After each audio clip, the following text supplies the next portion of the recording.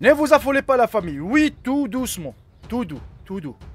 Relax, il faut prendre avec des pincettes ce que je vais vous dire. Apparemment, hier, le 25 avril 2020, Kim Jong-un a été déclaré mort. Il faut savoir que pendant le 88e anniversaire de l'armée du Corée du Nord, eh ben, il était absent.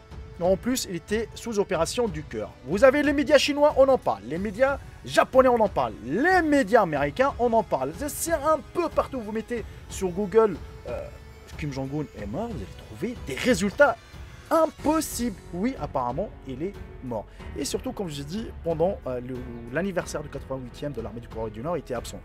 Et c'est là qui a intensifié la chose. Bref, la famille, je vous laisse regarder la vidéo. N'hésitez surtout pas de partager cette information. Et on verra d'ici 4 jours. Oui, car il faut savoir que les médias nord-coréens y mettent jusqu'à 4 jours pour déclarer la mort d'un leur leader. Sur ce, bon visionnage à tous et à toutes.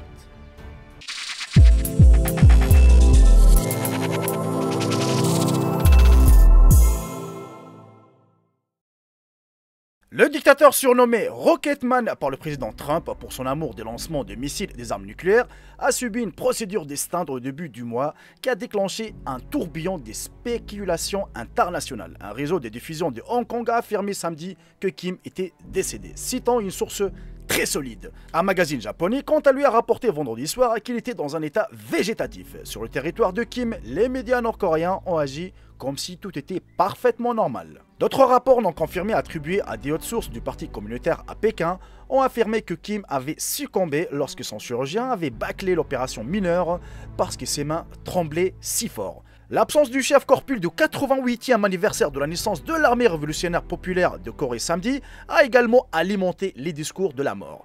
Plus tôt dans la semaine, le président Trump a minimisé les informations selon lesquelles Kim est malade. Et un responsable familier avec les renseignements américains a déclaré que le gouvernement n'avait aucune raison de conclure qu'il était gravement malade. Pourtant, les chuchotements se sont intensifiés lorsque la Chine a dépêché des experts médicaux pour aider à soigner Kim Jong-un. Un médecin chinois a déclaré au magazine japonais que le leader lui avait serré la poitrine et était tombé par terre lors d'une visite à la campagne au début du mois.